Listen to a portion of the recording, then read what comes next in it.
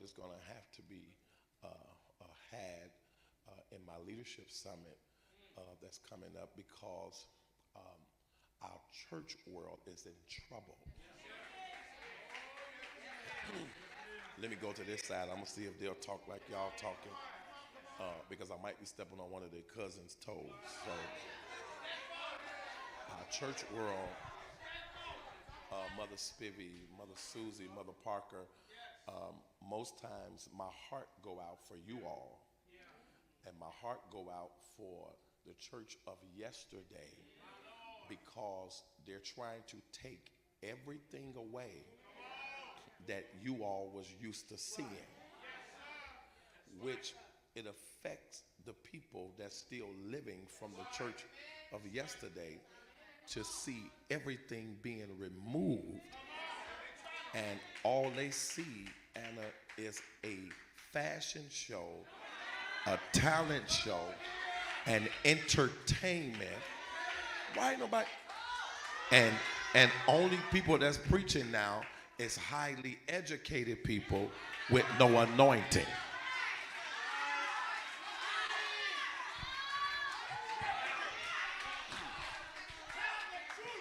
I don't see none of that nowhere in the Bible. But that's how they're picking preachers today, based on their relationship with whoever's over it, whatever, and how many degrees they have, and all of that. And not saying you don't need none of that. That's fine. But whatever happened to the calling of God? Whatever happened to you had to be judged by the elders to even see if you qualify to preach? Whatever about what happened to having trial sermons to see if you qualify to get behind the sacred desk? There's no more. You don't hear about trial sermons. All you hear about is elevations, consecrations. Everybody is preaching and pastoring, and I don't understand what's going on. What happened to the reverence of God? What happened to talking about Jesus, the death, burial, and the resurrection? Whatever happened to about getting people saved and preach until they get delivered? What? See, then nobody want to talk now. It's all about the education and who could be called doctor. But after you being called doctor, you still don't have no oil. The last time I checked, it was the anointing that not your doctrine's degree. I don't care how many schools you went to be a preacher. If you can't destroy a yoke, then you're not doing what the Bible sent you to do.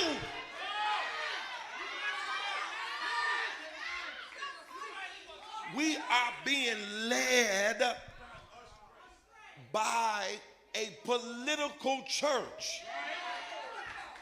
Church is political. They vote who they want in and they vote who they want out.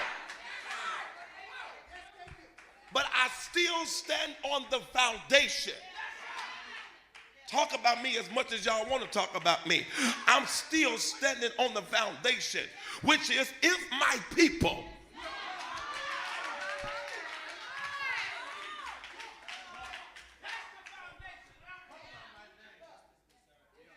you got to do all of that.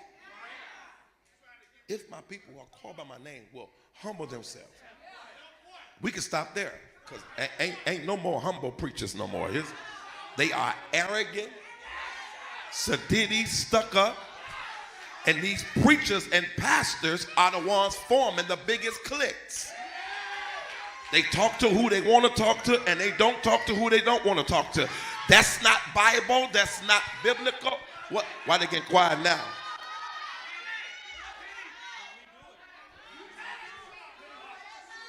Y'all may not get loud because y'all scared, but I'm not scared of nobody on this earth.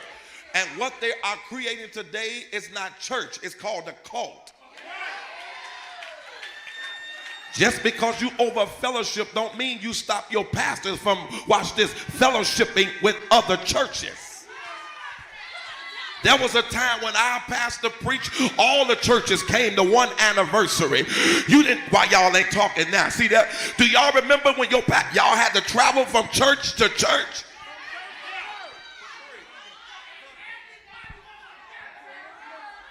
When there was a pastor's anniversary, all the pastors showed up. Whether you was Kojic, y'all ain't talking Pentecost, Baptist, all of them showed up.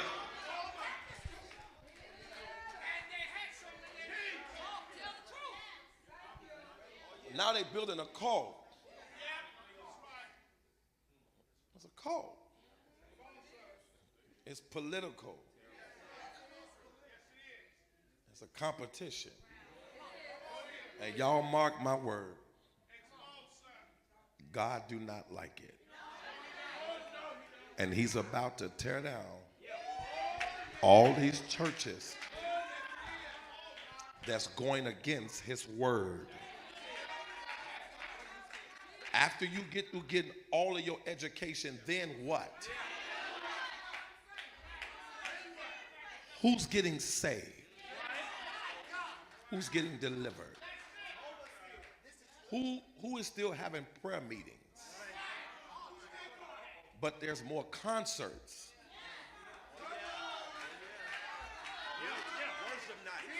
They got all of these worship nights and worship encounters, and they got all these concerts, which is cute. You can still have concerts.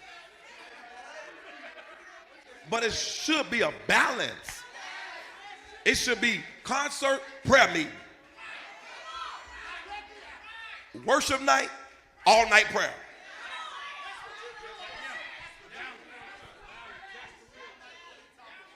So the church is full of dessert. That's why the church looked like a desert. That one over their head, they'll spell it later. They'll spell it out later.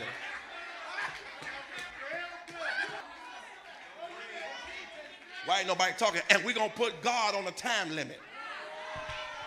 Because God, you were not allowed to move in this house after 90 minutes.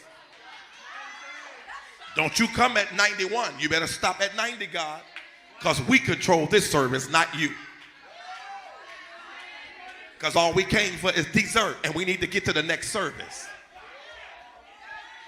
Because I have some more crackheads waiting on the next service. They come for a fix. They don't come to be fixed.